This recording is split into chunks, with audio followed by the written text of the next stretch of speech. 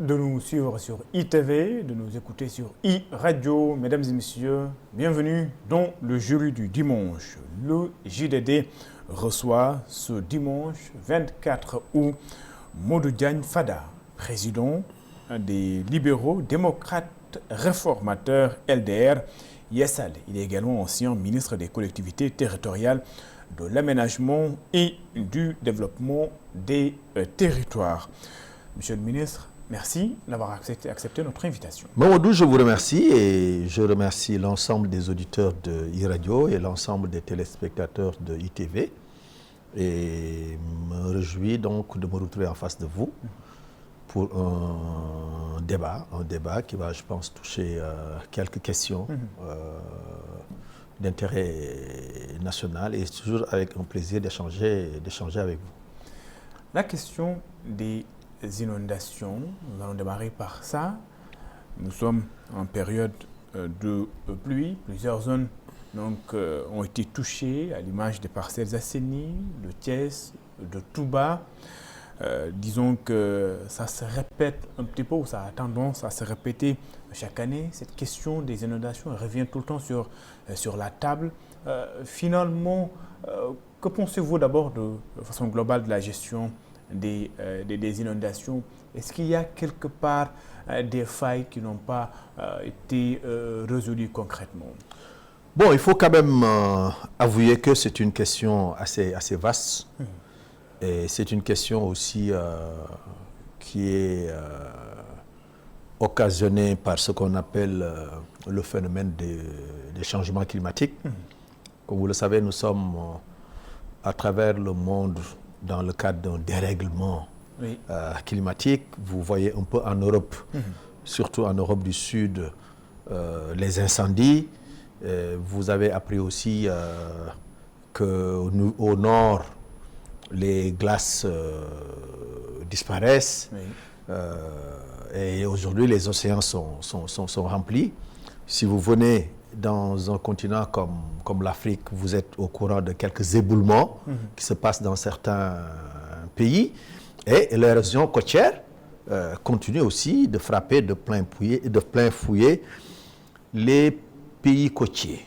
Donc c'est un phénomène global et aujourd'hui, comme vous avez dû le constater, ça a vraiment commencé à pleuvoir au mois d'août, en tout cas dans Dakar et dans beaucoup de régions, alors qu'auparavant, dès fin juin, dès début juillet, on avait de grosses quantités de pluie. Donc, c'est vous dire, de façon générale, c'est des phénomènes naturels qui occasionnent des problèmes. Cependant, cela ne dédouane pas tout à fait les gouvernants, parce que nous devons prévenir, nous devons prévoir de tels phénomènes et prendre des mesures pour atténuer les impacts de ces phénomènes-là. Et c'est à ce niveau-là peut-être que se trouve le débat. Je sais que beaucoup de choses ont été faites concernant les inondations au Sénégal. Il faut aussi l'admettre et le reconnaître. Sous Abdoulaye Wade, sous Macky Sall, des efforts colossaux avaient été entrepris concernant certains quartiers, concernant certaines villes, Guédiawaye, Médina Gounass, Djiddah Thiaroye Kao, Keur Massar, Diamaguène Sicap Mbao, Dalifort, etc. Et je pense aujourd'hui, le phénomène semble se déplacer vers d'autres quartiers. On parle aujourd'hui des parcelles assainies au niveau de Dakar, de la région de Dakar, de Touba, qui est un centre urbain très, très important, mais en dehors de Thiès d'ailleurs, mais en dehors même de ces gros centres urbains, mais nous avons d'autres localités dans le pays qui sont touchées. On a parlé de Saint-Louis. Chez moi, Darmoussi, aujourd'hui, les gens pataugent. Et il y en a aussi dans d'autres localités du Sénégal. C'est vous dire que le phénomène tend à devenir vraiment national.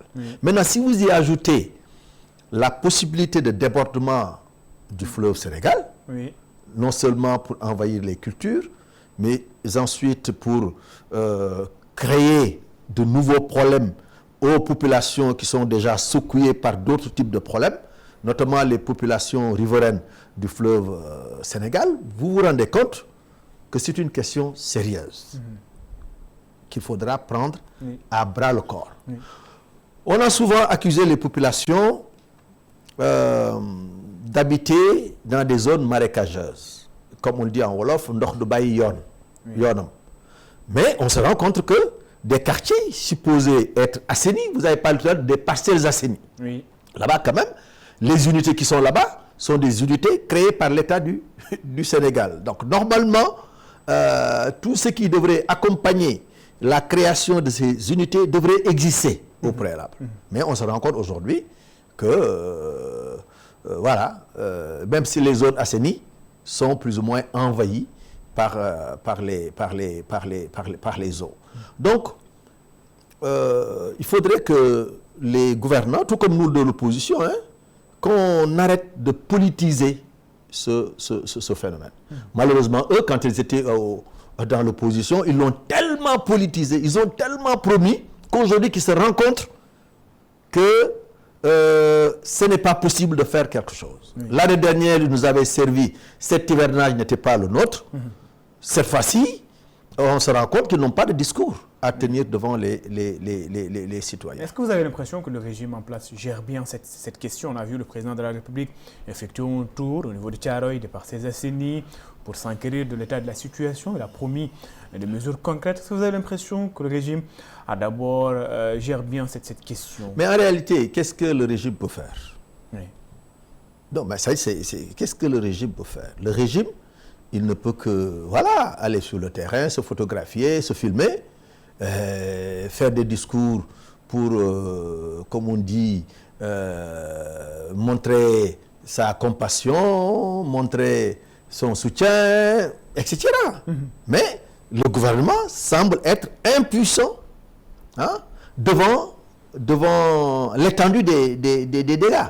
Et aujourd'hui, les promesses qui ont été faites, c'est les mêmes promesses que nous tous, nous avions fait à l'époque.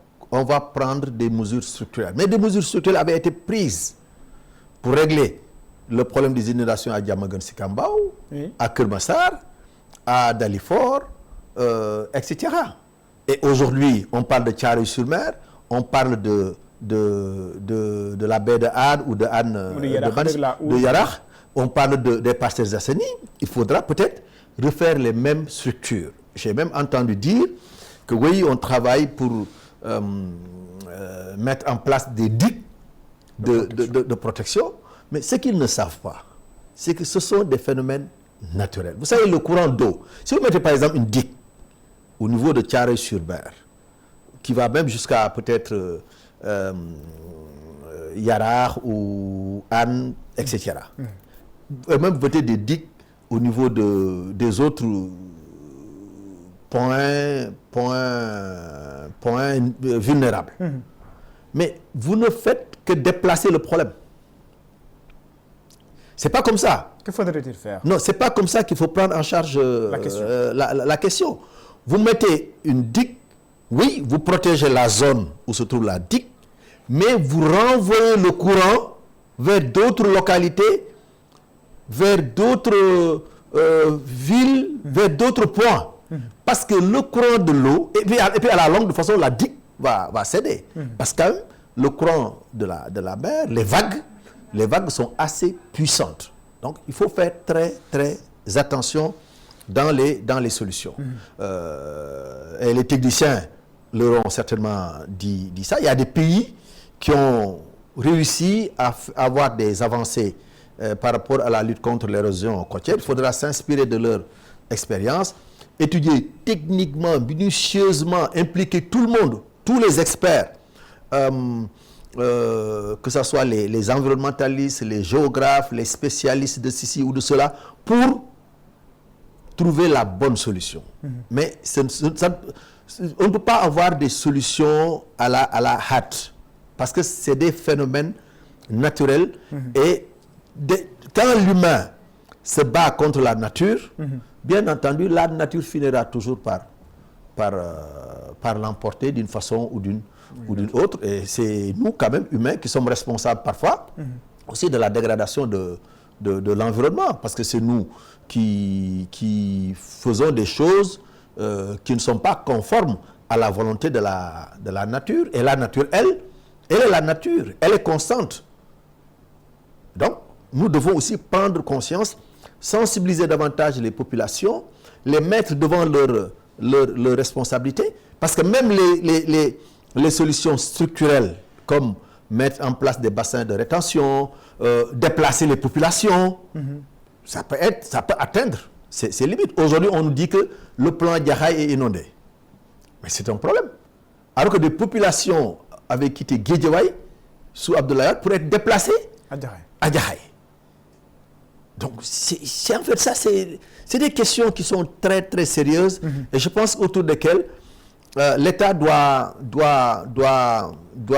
être extrêmement modeste, appelé à des assises, à des concertations vraiment nationales pour envisager des solutions globales. Parce qu'aujourd'hui, comme je l'ai dit tout à l'heure, quand le phénomène se passe dans de grandes villes, dans de grands centres urbains, le gouvernement se déplace. Mais dans les petites localités comme chez moi à Darmoussi, on n'a pas encore vu un ministre. On n'a pas encore vu une autorité centrale. C'est le maire qui se débrouille, c'est la mairie qui se débrouille. Mais la mairie n'a pas les moyens de prendre en charge ce phénomène-là. Et ce n'est pas seulement Darmoussi. Faites le tour du Sénégal, il y a des localités comme celle-là, on n'en parle même pas. Alors que ces gens-là aussi sont dans des situations difficiles. Oui. Alors, au-delà même de la question des inondations, parlons de la gestion, la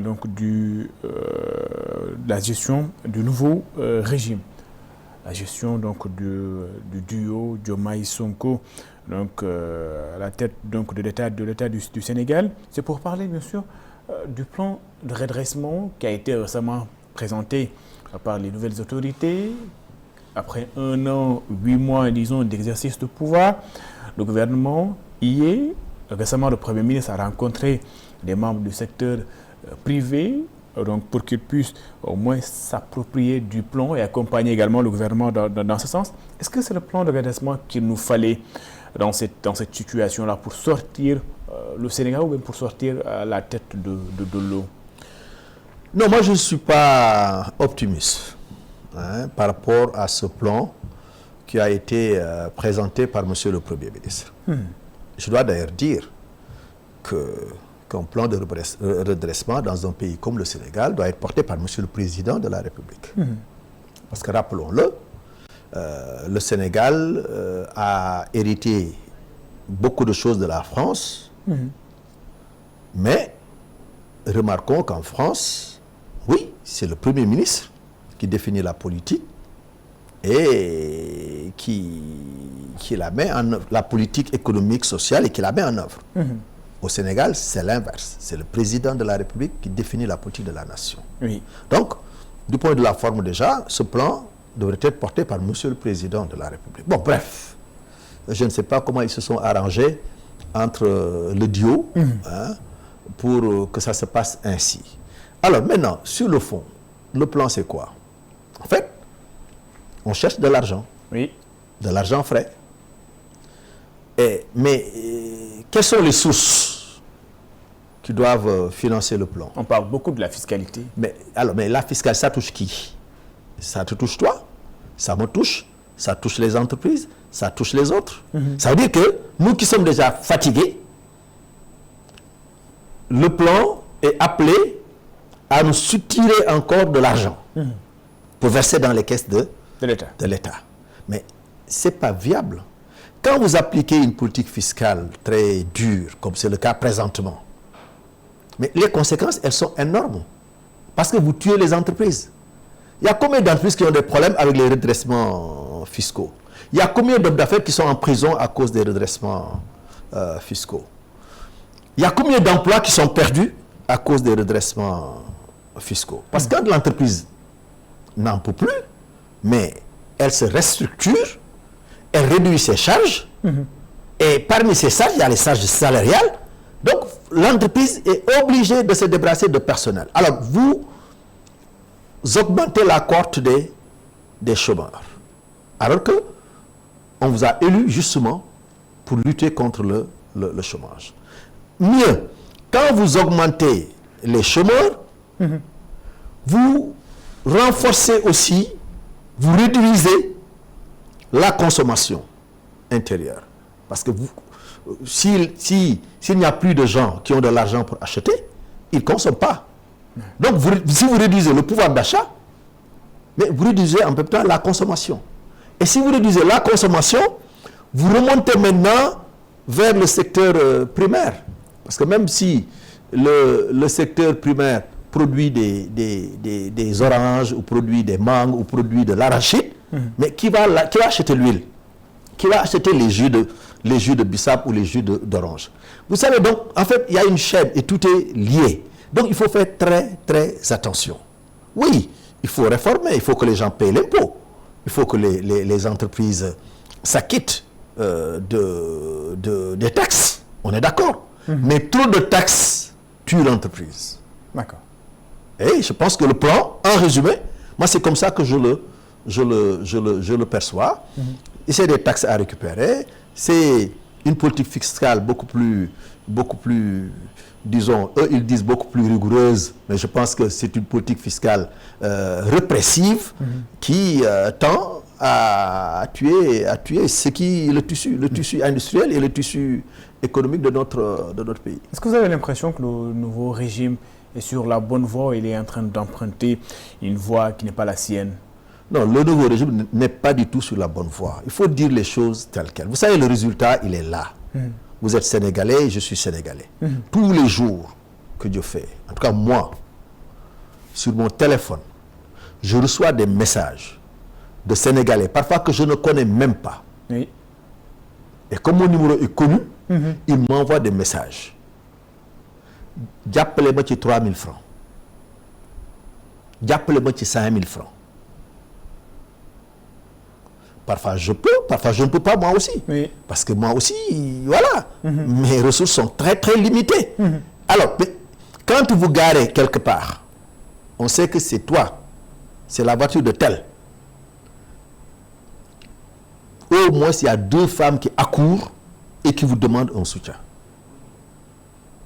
Pendant la Tabaski, pendant le Magal de Touba, vous tous, vous avez dû le remarquer. Oui.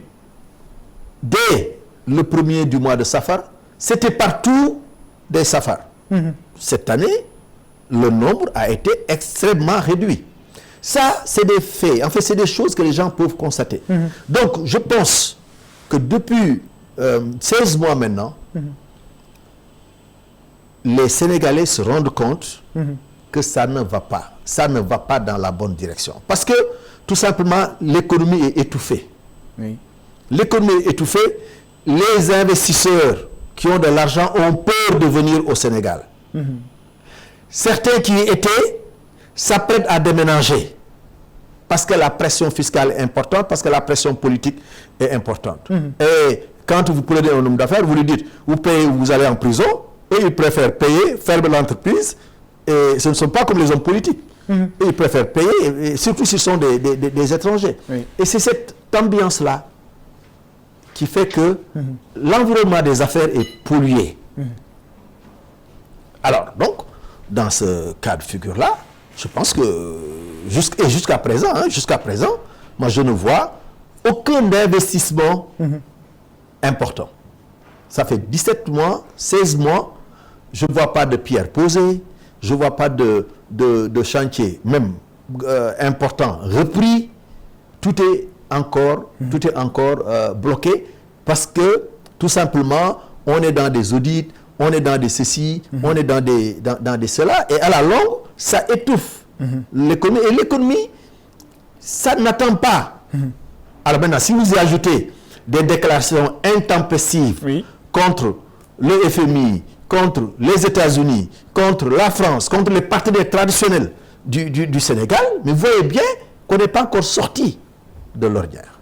Et ça, moi, ça m'inquiète sérieusement. Justement, parlons et vous empruntez à gauche, à droite, pour parer au plus pressé, avec des taux élevés. Mais écoute, le Sénégal est dans des difficultés. D'accord. Parlons justement du rapport trimestriel d'exécution budgétaire qui a été récemment publié par le ministère des Finances et du Budget. Certains membres de l'opposition estiment que le gouvernement a fait fi de certaines dispositions, a caché, entre guillemets, certaines dépenses de la primature, de la présidence, où l'on ne retrouve plus ces données dans le rapport trimestriel d'exécution budgétaire. Ils sont même allés jusqu'à dire que dans le cadre de la promotion de la bonne gouvernance, le gouvernement est en train de faire faux pas. Vous êtes du même avis? Je ne suis pas loin de cet avis. Parce que, bon, d'abord, il faut quand même se féliciter du fait que le rapport est sorti. Hein? Bon, et que j'espère qu'ils vont vraiment rattraper le retard pour sortir tous les trimestres le rapport d'exécution budgétaire, qui est une condition qui est un gage de respect de la loi, mais aussi qui peut montrer une certaine volonté d'être transparent dans la manière dont on exécute le budget. Bon, maintenant, il faut mettre tous les éléments. Hein. Un rapport doit comporter tous les éléments. On ne doit pas... Parce que ce soit la présidence, la primature, c'est de l'argent public. Oui. Donc, il faudra montrer à l'opinion comment aussi c'est géré. Parce que même les fonds politiques dont on parle, écoute, vous devez les gérer d'une certaine manière. En fait, ce que vous avez comme fonds, c'est pour toute l'année. Et chaque trimestre, il y a un montant qui doit être consommé. Vous ne pouvez pas dépasser ce montant-là.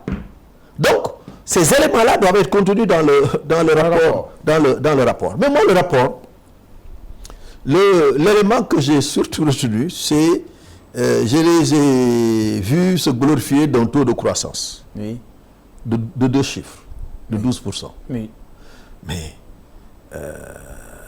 il faut défalquer le pétrole et le gaz. Oui. Vous vous retrouverez avec un taux de croissance de 3%. D'un peu plus de 3%. Et ça, c'est un problème. C'est-à-dire que, imaginez-vous, imaginez un Sénégal qui n'a pas de pétrole, et eux, ils ont une grosse chance. C'est avec eux que l'exploitation du pétrole et du gaz a vraiment démarré. Donc aujourd'hui, avec le pétrole et le gaz, vous vous retrouvez avec ce taux de croissance-là. Mais s'il n'y avait pas le pétrole et le gaz, on allait avoir 3%. Donc je pense que le taux de référence, le taux de croissance de référence, c'est 3%. S'ils doivent comparer leur gestion avec celle du régime précédent, ils doivent défalquer les hydrocarbures. Les hydrocarbures. Donc, moi je pense qu'il n'y a rien à se glorifier. La situation, cela ne montre pas du tout la réalité. La réalité, parce que de toute façon, ça ne transparaît pas dans les conditions de vie des Sénégalais, dans le panier de la ménagère, dans les coûts de l'électricité. Jusqu'à présent, nous payons l'électricité assez cher, nous payons l'eau assez cher, et les denrées de première nécessité aussi sont très chères. Alors, parlons un petit peu de la justice, justement, où les questions de plusieurs points. Disons également, on parle beaucoup de délits depuis nous. Récemment, un membre de la mouvance présidentielle a été gardé en vue après ses propos sur les réseaux sociaux. Notre journaliste Doudou Coulibaly, je veux le citer, a été également placé sous mandat de dépôt. Mais avant lui, il y a eu d'autres citoyens sénégalais également qui ont été convoqués à la division de la cybersécurité pour audition, finalement placés également sous mandat de dépôt. On parle beaucoup du recul de liberté d'expression au Sénégal. Vous avez ce sentiment-là que la liberté d'expression au Sénégal est menacée? Mamadou, tous les Sénégalais ont ce sentiment. Oui. Même ceux qui sont avec eux ont le sentiment que la démocratie est en recul depuis le mois d'avril 2024. Tous les Sénégalais constatent que le gouvernement cherche à apeurer ceux qui parlent, les voix critiques. Vous ne pouvez pas compter le nombre de prisonniers d'opinion. Ceux qui ont fait des allers et des retours. Quelqu'un comme Moustapha Diakhaté, c'est la deuxième fois. Oui. Assane Diouf, Abdou Nguer, Badara Gadiaga, hein, et plus récemment Doudou Coulibaly, et tant d'autres. Et la liste n'est pas exhaustive et d'autres sont ciblés. Toutes les voix critiques sont en danger de prison. Toutes les voix critiques. C'est-à-dire que si vous voulez avoir la paix avec ces gens-là, il faut se taire et ne pas parler. Mais ça, ce n'est pas sénégalais. Parce que ce qui fait la force du Sénégal, ce qui fait que, quels que soient les débordements, ça n'atteint pas un certain niveau. C'est parce que la liberté d'expression a toujours existé dans ce pays. Et je pense que c'est important que les autorités comprennent que laisser les gens parler les amène à ne pas entreprendre d'autres actions. Laisser les Sénégalais parler, ça les amène à au moins avoir le cœur plus ou moins apaisé, hein, pour ne pas envisager d'autres actions. Donc c'est dans leur intérêt de laisser les gens s'exprimer librement. Il y a quand même un délit très courant, collé souvent à ces gens-là, diffusion de fausses nouvelles. Est-ce qu'il faudrait également laisser les gens parler ou s'aventurer dans une dynamique où il y a le délit diffusion de fausses nouvelles, pas très exact, tout comme offense à une personne exerçant une partie d'eux. Des prérogatives du chef de l'État. De toute façon, le juge n'a presque jamais retenu ce délit-là contre ceux qui ont été inculpés pour ça. Parce que ça, je pense que vraiment c'est une création des gens. Alors, donc, oui, je suis d'accord. Je suis d'accord que ceux qui parlent doivent parler avec responsabilité. Oui, c'est important. En tout cas, moi, c'est comme ça que je vois les choses. En ce qui me concerne, en tout cas, moi, je cultive la responsabilité. C'est important. Nous sommes dans un pays qu'on appelle le Sénégal. Le langage ordurier n'a jamais été apprécié par la majorité des Sénégalais. Mais chacun a son style. Et je respecte, moi, leur style. Je ne critique pas leur style. C'est pas parce que moi, je ne le fais pas que je critique eux, ce qu'ils font. Parce que ils vous diront toujours, nous ne l'avons pas commencé. Ceux qui gèrent actuellement le pays, là, c'est eux qui ont inculqué aux jeunes, qui ont inculqué à certains Sénégalais cette façon de faire, cette façon de parler. Et ça, c'est un problème. Mais moi, je suis opposant, mais je ne m'opposerai jamais comme le PASTEF a eu à le faire. Oui. Jamais, au plus grand jamais. Parce que pour moi, ça ne permet pas de régler les problèmes. Parce qu'ils l'ont fait. Aujourd'hui, on les accuse d'avoir manipulé les Sénégalais, d'avoir dit des choses impossibles d'être réalisées. Et là, ils sont en face de leurs responsabilités. Comme on le dit en Wolof, ça, tu ne donnes pas. Mais il faut qu'ils te fait. Ils ont tellement dit, tellement promis, tellement manipulé. Aujourd'hui, ils ont les choses entre leurs mains et ça explose de partout. Donc, je pense que même les opposants n'ont pas intérêt, ils ont même intérêt à dire la vérité. Hein? Si le peuple veut, il est d'accord avec l'opposition et lui donne le pouvoir. Si le peuple ne veut pas, il fait ce qu'il a envie de faire. Mais jamais, en tout cas moi, il m'arrivera de dire des contre-vérités pour simplement amener à plaire aux Sénégalais, à plaire aux jeunes, pour être peut-être prochainement élu président ou quoi que ce soit. Je pense qu'il faut dire la vérité, quel que soit l'alpha. La vérité, elle peut être dure, mais c'est la vérité qui peut permettre, en tout cas, à un destin, à des objectifs, d'être plus ou moins atteints. Oui. Nous parlons toujours de la justice. Avec cette sortie du président de l'Assemblée nationale qui a reparlé, disons, de l'affaire de l'ancien président de la République, Macky Sall. Le député Guy Marius Sagna avait introduit une demande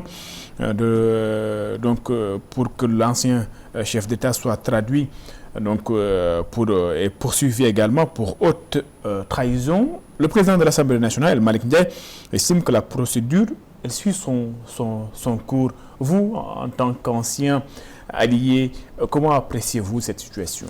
Moi, je ne sais pas ce qu'on peut reprocher au président Macky Sall. Moi, je ne sais pas. Franchement, je pense que quelque part, il y a une volonté de se venger. On parle de la dette cachée, on parle de sa gestion du pays, on parle de l'affaire des 80 morts, etc. Non, moi je pense que pour atteindre Macky Sall, sur ces dossiers-là, il faut se réveiller très, très, très tôt. Et je ne pense pas que ça soit possible. C'est pas possible pour vous de se on ne peut pas l'atteindre à cause de ce qu'on a appelé le problème des finances publiques, la dette cachée. Sur les morts, nous les regrettons tous. Mais je ne vois pas en quoi la responsabilité directe du président Macky Sall est engagée. Moi, je ne le vois pas. Donc, je pense que cette initiative est vouée à l'échec. C'est mon sentiment. Mais regardez ce qui se passe aujourd'hui au Kenya. Oui. Il y a récemment, au Kenya, il y a combien de morts? Énormément. Beaucoup de morts. Oui. Mais on aurait pu citer d'autres pays. Je pense que c'est regrettable. Il faut peut-être davantage... Mais il faut faire très très attention. C'est une boîte à Pandore. S'il l'ouvre, ça peut mener vers beaucoup de directions. Vous pensez? Ah non, c'est clair. C'est clair. Je pense qu'il faut faire très très attention. C'est des questions sensibles. C'est des questions qui concernent la police, qui concernent l'armée, qui concernent la gendarmerie, qui concernent des magistrats, qui concernent des ceci, des cela. Il faut faire très très attention. Parce que quand même la République, elle est la République. Oui. La République, nous y sommes tous. L'État, c'est nous tous. Aujourd'hui, il y a des gens qui incarnent l'État, qui incarnent la République, mais ce ne sont pas eux l'État, ce ne sont pas eux la République. Parce que ce qui est constant, c'est l'État et la République. Et ils ne sont pas constants, c'est des variables. Ils incarnent aujourd'hui ces institutions, mais demain, d'autres personnes vont les incarner. Et c'est toute personne qui incarne la République, qui incarne l'État, a besoin de l'armée, a besoin de la police, a besoin de la gendarmerie. Exactement. Donc, faisons attention. Et a besoin de la magistrature. Tout à fait. Donc, faisons attention. En parlant de la magistrature, avant d'en arriver à un autre point sur la mairie de Dakar, la magistrature, justement, l'UMS qui a récemment changé de président, mais au-delà de ça, un magistrat sénégalais a été cité ou est sous sanction, disons, des États-Unis à cause d'un dossier qui traite donc sur certaines pratiques israéliennes. Le gouvernement a réagi à travers le ministère des Affaires étrangères. Le Premier ministre également a réagi en soutenant ce magistrat sénégalais, en soutenant également la CPI, demandant aux États-Unis de surseoir aux sanctions contre ce magistrat sénégalais. Le gouvernement a-t-il bien fait d'élever la voix haute comme ça? Oui, moi je pense que sur ce point-là, il a bon, je ne parle pas des termes utilisés. J'ai lu le communiqué. Je ne parle pas des termes utilisés, mais je pense que c'est un compatriote, qu'il ait raison ou tort, l'État doit le défendre. Oui. L'État doit le soutenir. Ça, je pense qu'il n'y a pas de problème. Et d'autant plus que sur cette question-là, je pense que moi, je donne complètement tort aux États-Unis. Non, je donne complètement tort à Israël d'abord, complètement tort au soutien aveugle des États-Unis vis-à-vis d'Israël. Bon, ils peuvent entretenir de bonnes relations, et tout le monde le sait. Les États-Unis et l'Israël, c'est d'excellentes relations, quel que soit le gouvernement, qu'il soit républicain ou démocrate, les relations sont toujours bonnes. Mais je pense que le moment est venu pour que les États-Unis apprécient à nouveau leur soutien à Israël, surtout face à un extrémiste comme Benjamin Netanyahu. Je pense aujourd'hui ce qui se passe dans les territoires palestiniens, c'est inacceptable. Je pense on cherche à humilier, à exterminer une population. Donc, de ce point de vue-là, la Cour pénale internationale doit intervenir, doit agir. Alors, donc, si c'est pour ça qu'ils font l'objet de sanctions, je pense qu'ils sont dans leur droit, ils sont dans leur rôle, ils sont en train de faire leur travail. Bon, maintenant, je vois normal, je pense normal qu'un compatriote, je l'ai dit tout à l'heure, même s'il avait tort, et je pense que ce n'est pas le cas, doit être soutenu par son pays. Oui. 4 projets de loi sont sur la table du président de l'Assemblée nationale. Bientôt, une séance plénière ou des séances plénières ont été déjà fixées. Donc c'est parti pour le vote de ces 4 projets de loi. L'OFNAC qui va être dissous, l'OFNAC sera remplacé par l'OFNAC également, avec la perte de certaines attributions, mais également la loi sur l'accès à l'information, la généralisation, de la déclaration de patrimoine, mais également une autre loi également qui est sur la table donc, du président de l'Assemblée nationale, la loi sur l'accès à l'information.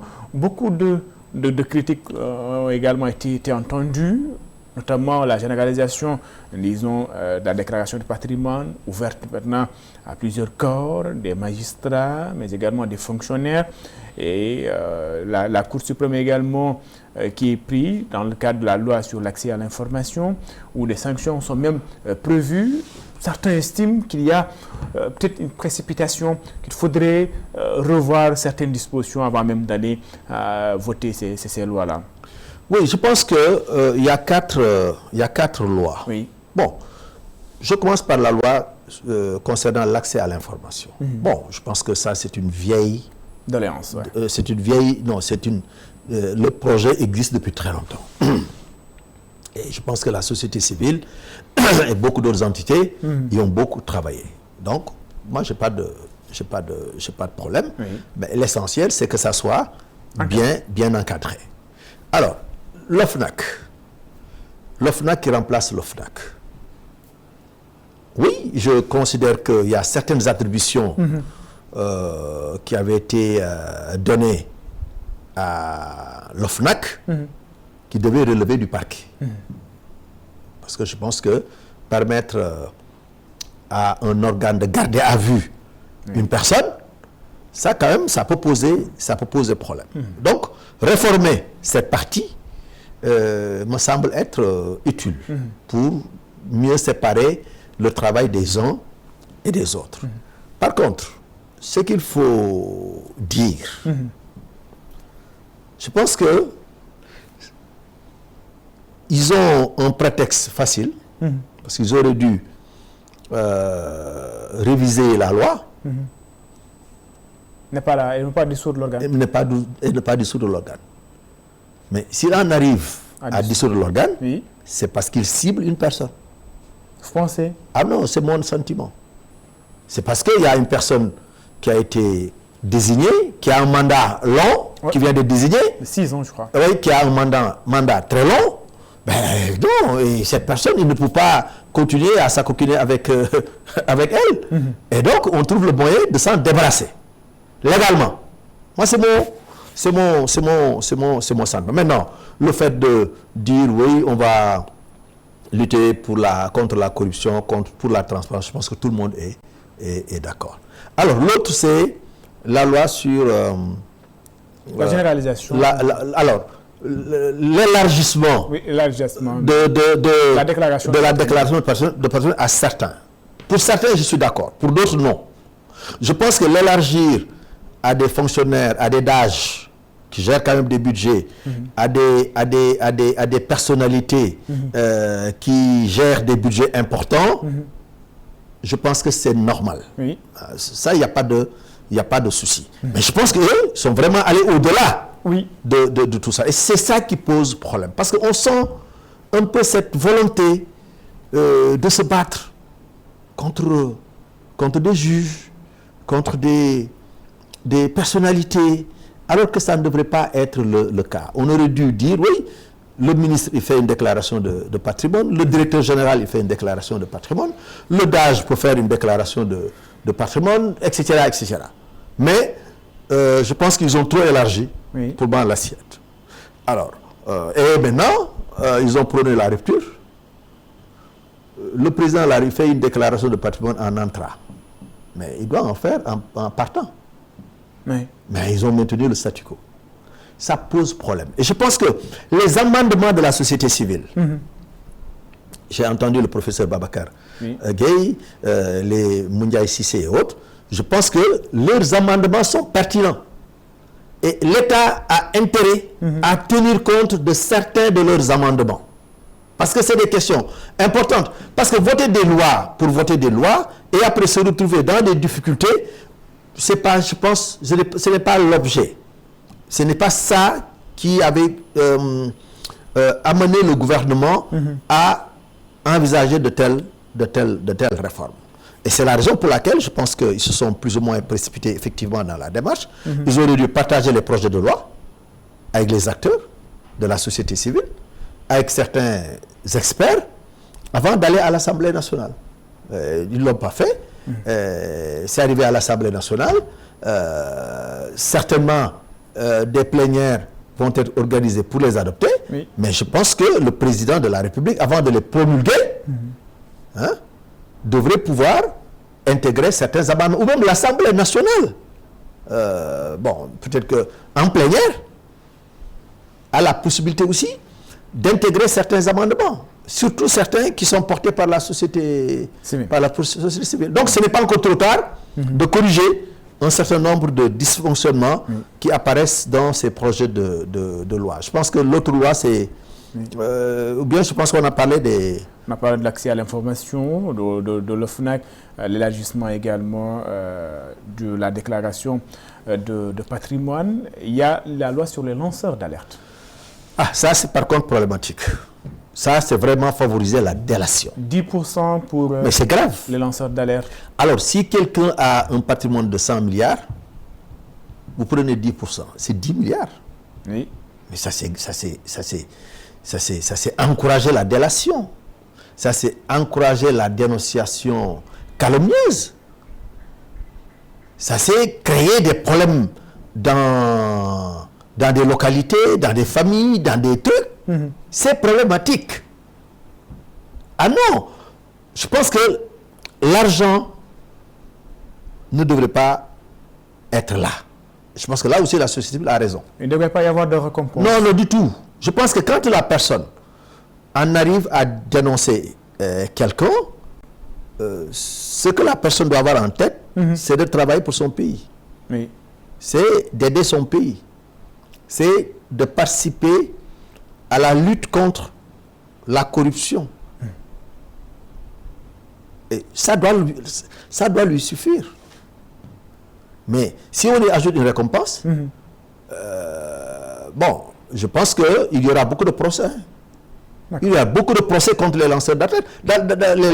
Mais ils sont quand même protégés. Ah non, mais ils sont protégés à un certain niveau. Mais ils ne peuvent pas raconter des histoires. Oui. Ils ne peuvent pas créer des histoires. Mais s'ils créent des histoires, mais écoute, les gens devraient avoir la possibilité de les poursuivre. Ça, je pense qu'ils soient protégés ou pas. Si ce qu'ils disent, si ce que les lanceurs d'alerte disent est vrai, oui. Mais s'il n'y a rien, si ça sort de leur imagination, ou de leurs esprits, ou de leur perception, et ils accusent injustement un honnête citoyen, mais écoute, le citoyen doit avoir la possibilité de porter plainte. D'accord. Parlons de la mairie de Dakar. Lundi, le préfet ou même le ministre des collectivités territoriales a demandé à ce qu'on organise des élections pour choisir le futur maire ou le prochain maire remplaçant donc, de Barthélémy Diaz à la tête de la mairie de Dakar. Vous avez été ministre des collectivités territoriales. Vous, à la place de Moussa Balla Fofana, est-ce que vous auriez eu la même démarche? Non, je n'allais pas avoir la même la même démarche, d'autant plus que l'affaire est suspendue devant la justice. Justement, lundi d'abord, la Cour suprême va se prononcer. Voilà, non, j'allais d'abord attendre que la Cour suprême se prononce le 18 septembre. D'accord. Bon, c'est vrai que quand il n'y a rien, quand vous n'êtes pas au courant de ce qui se trame au niveau de la justice, vous pouvez peut-être, comme il l'a fait, envoyer une lettre au préfet pour lui demander de faire convoquer le conseil municipal pour élire un maire. Mais dès qu'ils ont appris que la Cour suprême va statuer le 18 septembre, la lettre devrait être retirée pour la République, pour l'élégance républicaine. C'est vrai que le recours introduit n'est pas suspensif. Ça aussi, il faut qu'on soit assez clair. Donc, le ministre aurait pu être tenu par l'élégance républicaine. Mais ce qu'il a fait du point de vue du droit, on ne peut pas le lui reprocher. Moi, à sa place, j'aurais eu une autre approche. C'est-à-dire, la Cour suprême a annoncé le 18. Je dis au préfet, attendons de savoir ce qui va se passer le 18. Alors, ils ne l'ont pas fait. Aujourd'hui, il y a un référé qui a été introduit. Et la Cour suprême dit à toutes les parties, y compris le préfet, qui doit se présenter le lundi, que, venez, on va regarder. Est-ce que nous allons accepter le fait de démissionner le maire Barthélémy Diaz, ou bien nous allons suspendre le fait de vouloir le démissionner. Ils sont convoqués à 9h. Et à 10h. À 10h. Ah ben j'espère qu'avant 10h, on aura l'avis de la Cour suprême. Mais si l'avis est de dire non, on suspend le fait de démissionner Barthélémy Diaz, et donc attendons le 18 septembre pour savoir s'il effectivement il est encore conseiller municipal ou il ne l'est plus. Mais écoute, le gouvernement serait dans une situation assez inconfortable. Parce qu'à partir de ce moment-là, Barthélémy Diaz, à partir de lundi prochain, Barthélémy Diaz peut dire la Cour suprême a dit que attendons le 25. Je suis toujours conseiller municipal, donc je suis toujours maire jusqu'au 18 septembre. Jusqu'au 18 septembre. Ou alors, pris par l'élégance républicaine, il peut dire non, comme j'avais déjà saisi la Cour suprême, moi je ne vais pas demander qu'on me rétablisse dans mes droits, j'attends le 18. D'accord. Mais un préfet qui révoque un maire, pas n'importe lequel, le maire de la capitale, le maire de Dakar, sur le plan de la procédure, parce qu'il y a eu beaucoup de débats là-dessus, les juristes, chacun y va avec ses cours de droit. Un préfet qui révoque un maire en matière de droit, c'est pas bon. Ils disent, non, en réalité, un maire ne peut être révoqué que par le président de la République. Mais pourtant, Barthélémy Diaz, ils disent, oui, mais eux, ils disent qu'il a démissionné. Non, ils ont fait perdre à Barthélémy Diaz son statut de conseiller municipal. Et par ricochet, son statut de maire. Mais tout ça, c'est tiré des cheveux. Mais que disent les Mais non, je vous ai dit tout à l'heure. La nouvelle loi sur le statut de maire. Non, le code général des collectivités locales est clair. Un maire, il ne peut être révoqué que par un décret de Monsieur le Président de la République, suivant des faits très, très précis. Mais je vous ai expliqué un peu la nuance qu'il essaie un peu de... Il ne parle pas du maire. Il parle du conseil municipal. Il parle du conseil municipal, alors que le conseil municipal, alors que Barthélémy Diaz, il n'a pas, en fait, été élu comme conseiller municipal. Le maire est élu au suffrage universel. Au suffrage universel, donc il est élu comme maire. D'accord. Donc, parce que la loi a été changée, auparavant, on prenait le maire parmi les conseillers municipaux. Si c'était la même loi qui existait jusqu'à présent, peut-être qu'il pouvait avoir raison. Mais dans ce cas précis, le maire est élu au suffrage direct. Vous pensez qu'il y a une confusion alors? Mais non, mais je pense qu'il y a une volonté, non, c'est de la politique simplement. Il y a une volonté de faire mal à un adversaire politique, il y a une volonté d'écarter un adversaire politique. Je pense qu'on aurait pu se passer de tout ça. Parce que moi, étant ministre des collectivités territoriales, j'ai été confronté à de tels cas. à l'époque, il y avait beaucoup de maires pasteurs qui avaient fui le pays. Oui. Pendant de longs mois. Pour ne pas dire pendant des années. Quand on a commencé à m'interpeller, moi, en tant que ministre, pour me dire, il faut écrire au préfet, bon, j'ai refusé. Non, j'ai vraiment, j'ai refusé gentiment. Voilà. J'ai refusé de m'exprimer. Alors qu'il y avait des autorités qui ont vraiment cherché à faire une pression sur moi, mais j'ai refusé, simplement. Parce que je me suis dit que le maire, il a été élu au suffrage universel direct. Donc, vraiment, ce n'est pas à moi de régler ce problème. J'attends de voir est-ce que le conseil municipal va être bloqué ou pas. Mais dans le cas de M. Barthélémy Diaz, le conseil municipal n'est pas bloqué. Son adjoint, qui est maire par intérim, est en train de faire le travail. Donc il n'y avait rien qui était vrai, qui urge. Il n'y avait rien qui était urgent pour mériter cette lettre en direction du préfet. D'accord. Parlons de la politique. Avant d'en arriver à l'opposition, parlons de LDR, Yessal. Vous êtes donc le président des libéraux, démocrates, réformateurs. Comment se porte la LDR? Les libéraux, démocrates, réformateurs, ils se portent bien. Bon, maintenant, c'est à l'image de tous les partis politiques. Hein. Vous savez, la victoire du président Bassirou Diomaye Diakhar Faye au premier tour a eu des effets. Exactement. Sur l'ensemble des partis et surtout ceux qui composaient l'ancienne majorité. Mais en ce qui concerne LDR-ISL, nous nous efforçons de maintenir le cap. Nous nous efforçons de réunir régulièrement nos instances et nous appelons régulièrement nos militants à rester mobilisés et nous insistons auprès de ceux qui gèrent les structures internes, jeunes, femmes, cadres, conseil consultatif des jeunes, pépinière des cadres réformateurs, parce que notre parti est très très structuré, et je pense que c'est le parti le plus structuré du Sénégal. Nous les exhortons tous les jours à prendre des initiatives d'animation de leur structure.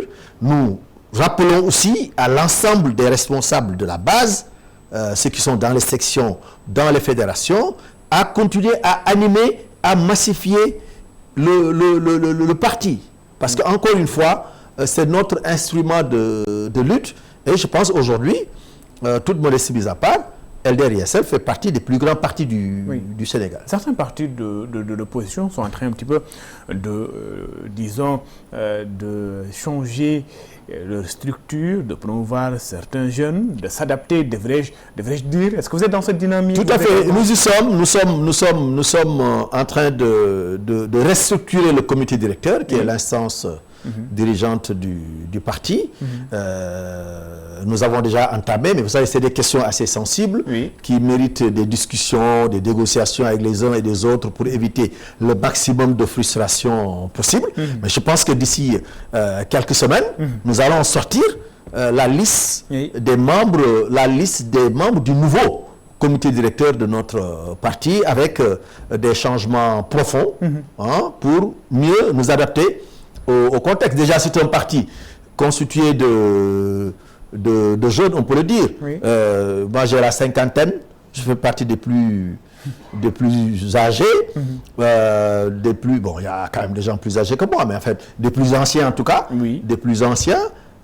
Mais ça, je pense que c'est un atout. Comme je dis aux gens, j'ai commencé à faire de la politique à 18 ans. Et jusqu'à présent, j'en fais.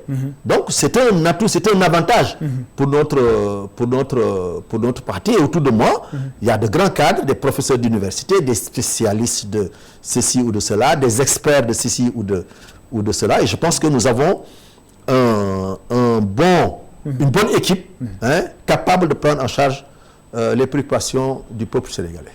Modou Diagne Fada a-t-il des ambitions présidentielles en 2029, disons? Mais c'est clair. Mais si je n'avais pas d'ambition présidentielle, je pense que j'allais arrêter de faire de la politique. Moi, je suis devenu député à 29 ans, ministre à 31 ans. J'étais ministre de la Jeunesse, ministre de l'Environnement et de l'Hygiène publique, ministre de la Santé, ministre des collectivités locales, directeur général, député 4 fois. Mais ce qui me reste, c'est le palais. Maintenant, ça c'est clair. Et je pense que c'est la raison pour laquelle nous avons créé notre parti. Si nous n'avions pas d'ambition pour exercer la magistrature suprême de notre pays, mais on ne serait pas en politique. Bon, maintenant, est-ce que le moment est venu d'en parler davantage ou pas? Ça, je pense que c'est une question sur laquelle... Mais les ambitions sont là. Mais non, les ambitions, elles sont là. Elles sont là, elles sont, je pense, connues. Et LDR-ISL est membre également du FDR, le Front pour la défense de la République, de la démocratie et de la République. Vous aviez projeté une grande mobilisation, une manifestation de la consommation. Le rendez-vous était donné après la fête de Tabaski. La dernière fois, des membres du FDR ont estimé que vous étiez en train également de concocter des plans pour pouvoir organiser ce grand rassemblement. Où est-ce que vous en êtes? Oui, le LDR-ISL est membre du Front pour la défense de la démocratie et de la République, qui est une organisation qui comprend près d'une centaine de partis et mouvements politiques et qui rassemble, pour moi, l'essentiel de l'opposition. Parce que je pense que vous connaissez les partis qui composent FDR. Pour l'essentiel, c'est vraiment les grands partis de l'opposition. Donc, composés d'hommes, d'expérience, de femmes politiques importantes, mais aussi de jeunes capables de faire bouger les choses. Et depuis la création de FDR, depuis quelques mois, ça fait peut-être 8 mois ou 9 mois, nous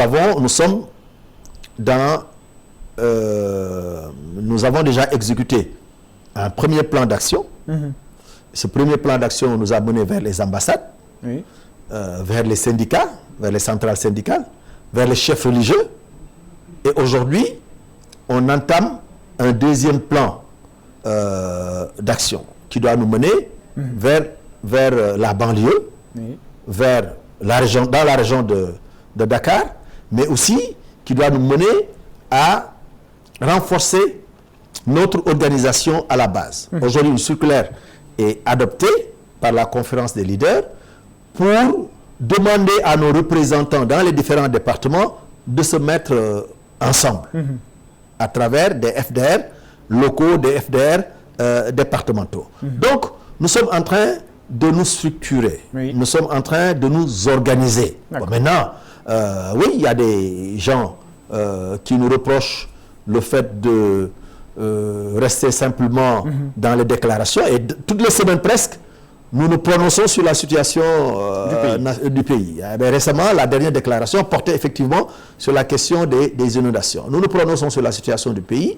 et nous rappelons au gouvernement ses responsabilités. Oui, il y a des gens qui pensent que... Oui, l'opposition doit un peu se bouger. Oui, mais non, ça arrivera. Mais il faut donner le temps au temps. Ça arrivera. Il faut donner le temps au temps. Il ne faut pas simplement se précipiter. Est-ce que l'opposition ne déserte pas un peu le terrain politique? Non, on ne déserte pas le terrain politique. On ne déserte pas le terrain politique. Mais on ne peut pas faire comme certains aussi nous le demandent. D'accord. Parce qu'il y a des gens peut-être qui sont un peu pressés, il y a des gens qui sont qui ont vraiment envie d'en découdre avec le nouveau régime. Mais je pense que,